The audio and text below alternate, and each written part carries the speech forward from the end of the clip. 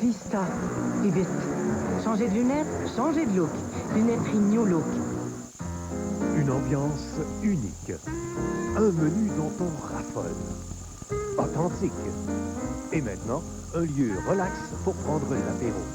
Le restaurant Au Four à Bois, centre-ville, Trois-Rivières. Juste pour vous, Michel Barrette en rappel à la salle J. Antonio Thompson. Ah, 1957, ça c'était le bon temps. Dans le temps, les hommes étaient des hommes. Pas des pâtes molles et des potes de colonne comme aujourd'hui. Y a-t-il quelqu'un qui pourrait me dire c'est quoi cette tune-là? Je l'entends, je l'entends. Michel Barrette, samedi 2 décembre à la salle J. Antonio Thompson. Michel Barrette, le spectacle à voir quand on n'a rien à faire. Réservation 380-9797. Ben voyons donc, chez OK Pneus de Shawinigan, on vend des pneus depuis longtemps et pour longtemps. On peut faire confiance aux gens de la place. Ils connaissent vos besoins et ils ont les plus grandes marques. Offrez-vous la référence dans le domaine du pneu, le populaire Blizzak de Bridgestone pour auto ou camionnette. Le pneu qui colle à la glace. Et en plus, vous pouvez gagner un voyage pour deux en Europe. Et en plus, on fait la mécanique automobile complète, effectuée par des mécaniciens expérimentés et reconnus dans la région. Offrez-vous le meilleur rapport qualité-prix-service chez OK Pneus de Shawinigan, 539-6439. Cette semaine, dans Extra.com, les robots. Leur capacité surpasseront-elles un jour l'intelligence humaine? Aussi, découvrez quels sont les mystérieux trésors engloutis d'Alexandrie dans Extra.com, l'encyclopédie branchée dans le magazine 7 jours.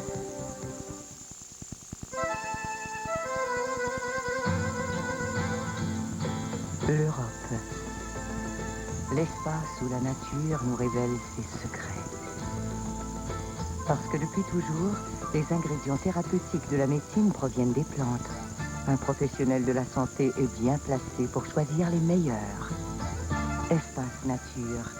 La phytothérapie importée d'Europe. En exclusivité chez Family Prix et Family Santé. Je suis toujours emballée quand les vêtements de la nouvelle saison arrivent. C'est parce que je suis étalagiste. Cette année, on offre un grand choix de pantalons kaki, de tricots à manches longues, de pulls et de vestons de cuir. Mon rôle, c'est de vous inciter à regarder dans la vitrine quand vous passez. Des fois, je m'amuse à faire le mannequin, juste pour voir si vous allez la remarquer. Ça marche toujours. Mode de saison, maintenant chez Moores. Bonne coupe, bon prix, bonne réputation. Moores.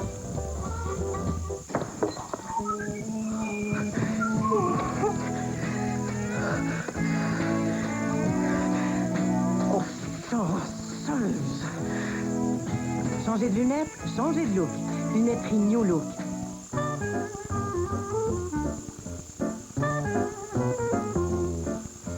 Servez nos spécialités cuisinées chez vous, dans votre salle à manger. Le restaurant Au Four à Bois vous offre maintenant ses spécialités de table d'hôte, prêtes à emporter.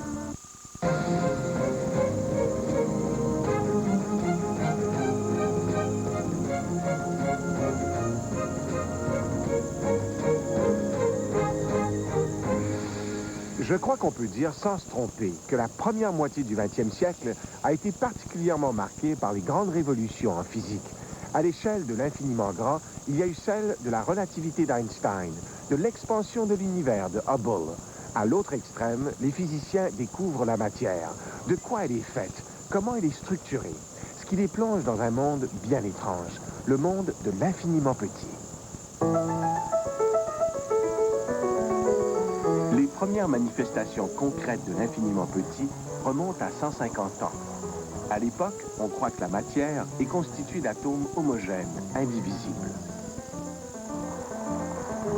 En 1859, deux physiciens allemands, Gustav Kirchhoff et Robert Bunsen, font, en manipulant du sodium, une découverte tout à fait inattendue.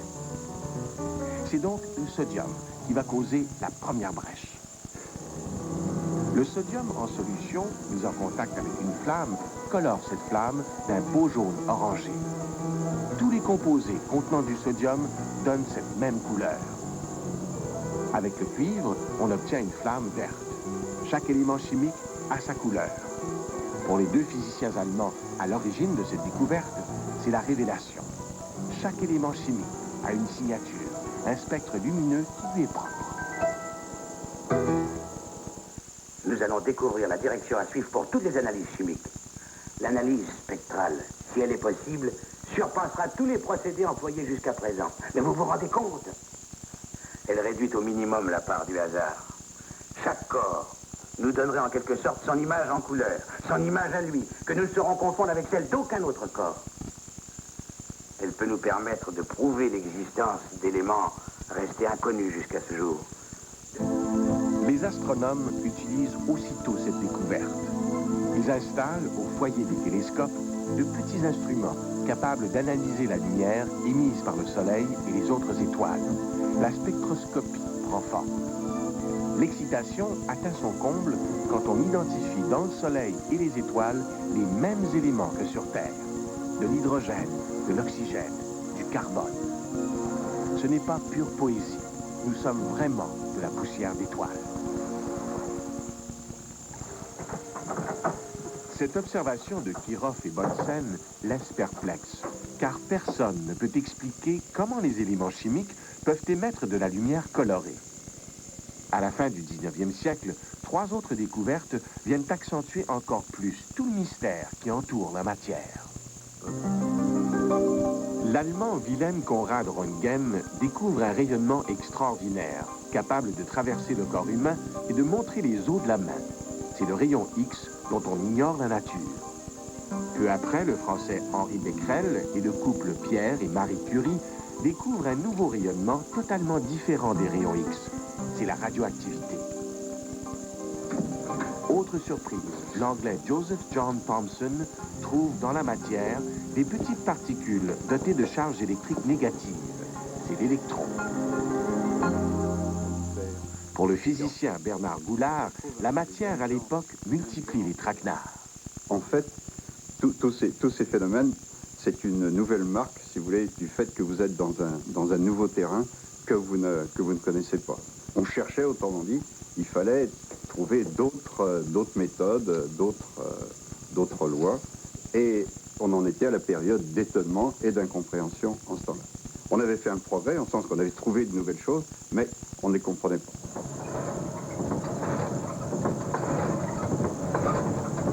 Un autre phénomène, lié cette fois au travail du forgeron, obsède les physiciens. Ils sont déconcertés par les changements de couleur que subit le fer quand on le chauffe. Pourquoi le morceau de fer devient-il rouge puis jaune lorsqu'on le fait chauffer, mais jamais vert ou violet? À la fin du 19e siècle, aucune des lois connues sur la matière, la chaleur ou la lumière ne peut l'expliquer. En principe, le changement de couleur est lié à l'augmentation de température. On croit donc, à l'époque, qu'au fur et à mesure que le fer se réchauffe, il devrait donner graduellement tout le spectre des couleurs. Mais ce n'est pas le cas. Les physiciens se cassent littéralement les dents sur ce problème. C'est un physicien allemand expérimenté, Max Planck, qui va sortir la physique de cette impasse. Mais pour cela, il doit carrément tourner le dos aux idées reçues. Planck se dit: on croit que l'émission de chaleur, de lumière, est un rayonnement continu. C'est une erreur. La chaleur, la lumière, sont émises de façon discontinue, par petits paquets, semblables à des particules. C'est ce qui explique qu'un morceau de fer ne devient jamais vert ou violet quand on le chauffe. Ces couleurs, pour apparaître, exigent trop d'énergie, trop de petits paquets de chaleur. Le tout petit noyau, très dense, constitué de charges positives, les protons. Les électrons, chargés négativement, gravitent tout autour du noyau, en occupant un espace considérable. En somme, l'atome imite le système solaire. C'est une découverte très importante parce que c'est une indication extrêmement précieuse sur la façon dont la matière est organisée dans un atome. Avant l'expérience de Rutherford, il y avait un modèle qu'on appelait le modèle du plum pudding de Thomson, selon lequel eh bien, la charge positive aurait occupé tout l'atome, et puis à l'intérieur, comme des grains de raisin, si vous voulez, il y aurait eu des électrons. Alors, ce que l'expérience de Rutherford permet de faire, c'est d'éliminer complètement ce modèle, et puis de voir qu'au lieu de tout ça, eh bien non, presque toute la matière contenue dans l'atome, presque toute la masse de l'atome est contenue dans un noyau qui est extrêmement petit.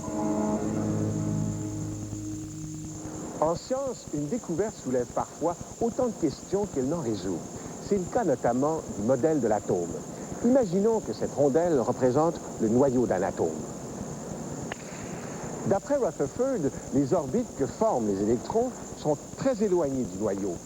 De telle sorte que, dans un aréna comme celui-ci, par exemple, ces orbites occuperaient tout l'espace disponible. L'atome, donc, est essentiellement du vide. Comment expliquer dans ces conditions la solidité de la matière? Le fait qu'elle résiste au toucher. Et puis, il y a pire encore. Les électrons, qui sont tous négatifs, devraient s'écraser sur le noyau, qui, lui, est positif, puisque les signes contraires s'attirent. Comment expliquer que cet effondrement ne se produit pas? Comment expliquer la stabilité de l'atome? Pour y répondre, il faudra l'effort concerté de tout un groupe de jeunes et brillants cerveaux. Niels Bohr, De Broglie, Heisenberg, Schrödinger, Pauli. À leur grande stupéfaction, ils vont découvrir qu'à l'échelle de l'infiniment petit, les lois ne sont pas les mêmes que celles de la physique classique, qui soutient que chaque objet possède sa propre nature. Une roche est une roche, une onde est une onde. Imaginez, l'électron, lui, a une double nature. Il est à la fois onde et particule. Quand il gravite autour du noyau, l'électron se comporte comme une particule, mais il peut changer de peau et se comporter comme une onde. Cette double nature paradoxale, onde-particule, confère aux électrons des propriétés particulières qui leur permettent de rester en orbite de façon stable sans s'effondrer sur le noyau. Cette double nature explique donc la stabilité et la solidité de la matière. C'est elle aussi qui permet enfin de comprendre pourquoi la matière, les éléments chimiques, émettent parfois une lumière colorée. Quand on chauffe la matière, les électrons autour des atomes sont excités et changent d'orbite. Ils émettent alors des petits paquets d'énergie d'une certaine longueur d'onde, d'où le spectre lumineux coloré perçu par Kirchhoff ou le forgeron.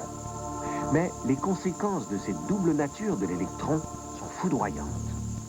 Évidemment, la thèse n'a pas été reçue de l'ensemble des physiciens immédiatement parce qu'elle était trop abstruse, mais après assez peu de temps, on a fait des expériences qui, elles aussi, démontraient de façon indubitable que l'électron se comporte dans certaines circonstances comme une particule, dans d'autres circonstances comme une onde. Alors ça, évidemment, c'est profondément choquant parce que l'électron, c'est la matière et on sait très bien que la matière et puis une onde, eh bien, c'est des concepts différents, si vous voulez. Une particule et puis une onde, c'est des concepts différents. C'est extrêmement choquant. Mais devant la force explicative de ces idées, les physiciens finissent par se rallier, même s'ils doivent renoncer au modèle solaire de l'atome. À cause de cette dualité, l'électron n'a pas de trajectoire définie autour du noyau. Il est insaisissable. On peut simplement définir une certaine aire où il y a probabilité de trouver les électrons. Pire encore, on peut connaître la vitesse ou la position de l'électron, mais jamais les deux à la fois. On ne peut jamais savoir avec précision ce que devient l'électron. C'est le principe d'incertitude de Heisenberg. Einstein, qui a pourtant contribué à la naissance de la physique quantique, a toujours refusé cet aspect non déterminé, approximatif de la matière. D'où sa célèbre phrase « Dieu ne joue pas au dé ». Ce qui rebutait à Einstein, d'abord, c'était le fait que la mécanique quantique n'était pas déterministe. C'est-à-dire que si vous préparez un système aussi complètement que vous le voulez, vous ne pouvez pas prédire avec certitude, en général, comment il va évoluer. Vous pouvez seulement donner la probabilité qu'il évolue d'une façon ou la probabilité qu'il évolue d'une autre façon. Ça choquait Einstein. Il disait, eh bien, si c'est le cas, c'est parce que vous n'avez pas assez d'informations sur votre système. C'est parce que votre théorie n'est pas complète. Je refuse de croire que Dieu joue au dé. Malgré son aspect déconcertant, la révolution quantique a fait ses preuves. C'est elle qui sous-tend toute notre compréhension de l'univers, à l'échelle de l'infiniment petit, avec l'atome et ses comportements inattendus, mais aussi à l'échelle macroscopique. Tout le développement de l'industrie nucléaire, bombes, centrales, médecine, découle de l'observation de phénomènes qui surviennent dans le noyau de certains atomes, comme l'uranium, le cobalt. Sans la découverte de la double personnalité de l'électron, il faut renoncer aux transistors, aux puces électroniques et à toute extraordinaire miniaturisation des appareils électroniques. De la même façon, Si la technologie du laser a pu s'imposer partout, depuis le monde du spectacle jusqu'à la chirurgie, c'est parce qu'on a réussi à domestiquer la pluie de particules qui composent des lumières de différentes couleurs. Et 100 ans après ses débuts, ce grand voyage au cœur de la matière n'a pas fini de porter fruit.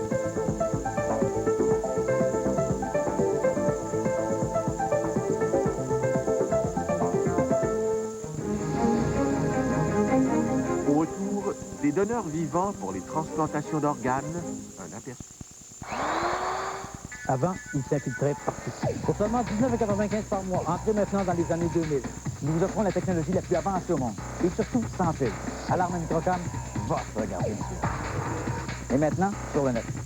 L'automne fait souffler un vent de nouveautés chez Mode Coton. Vous allez adorer nos collections de jupes longues et de polos à manches longues, toujours à prix imbattable. Une saison signée confort et beauté. Chez votre Mode Coton à Trois-Rivières et Sorel.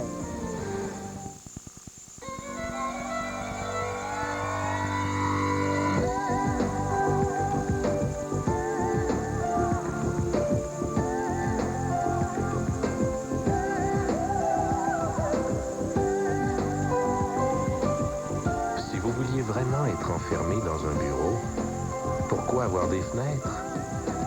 Avouez-le, la vraie vie est dehors.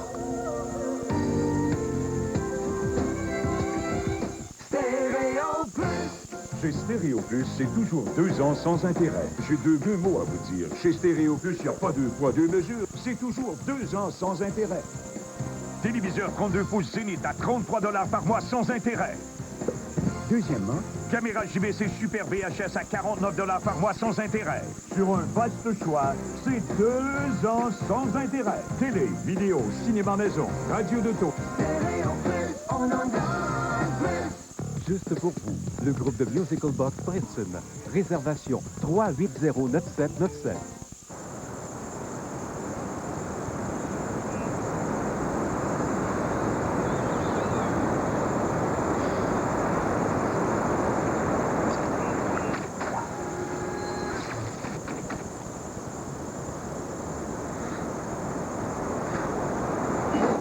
Vous non plus, vous ne voudrez pas manquer le retour du cheeseburger double avec bacon, seulement pour un temps limité chez McDonald's.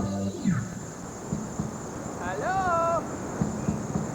Pour seulement 19,95 par mois, offrez-vous un système d'alarme complet et sans fil. Incluant votre boîte à messages personnalisée, une base domotique et plus encore. Et surtout, oubliez ceci. Alarme Microcom, votre gardien sûr. Et maintenant, sur le net. Vivement l'automne et vivement les belles découvertes chez Mode Coton. Offrez-vous un vêtement à prix régulier, le deuxième est à moitié prix. Avec autant de choix, de couleurs et de confort, vous avez toutes les raisons de faire un détour. C'est votre Mode Coton à Trois-Rivières et Sorel. Caserne peut compter sur un lieutenant aux idées nouvelles. J'ai pensé à une pièce de théâtre. Et une pompière aux dons surprenants. Ça saigne plus. Comment t'as fait ça? Je sais pas, c'est comme ça. Caserne 24, mercredi 19h30. N'oublie jamais que quelqu'un, quelque part, te regarde. Ils peuvent tout voir, tout entendre, tout filtrer à la perfection. Je veux la preuve de ce qu'il dit. Je veux une analyse complète de toutes les caméras autour de chez Kaiser. Haute surveillance, mercredi, exceptionnellement à 20h.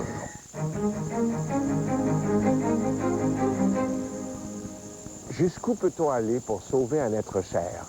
La semaine prochaine, nous examinerons un problème qui risque de se poser de plus en plus à l'avenir. À savoir, peut-on permettre la transplantation d'organes de donneurs vivants à des personnes malades? Sheila est tellement malade que sa famille a immédiatement entrevu un espoir dans cette nouvelle possibilité pleine de risques. La première question a été, qui peut être donneur? Martin, le mari de Sheila, a un groupe sanguin incompatible. Les parents de Sheila, Mary et Harry, ont été jugés trop âgés.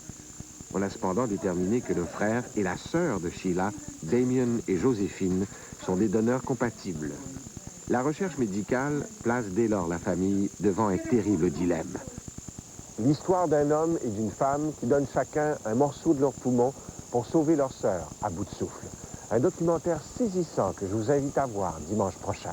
D'ici là, passez une excellente semaine. Au revoir et à la prochaine.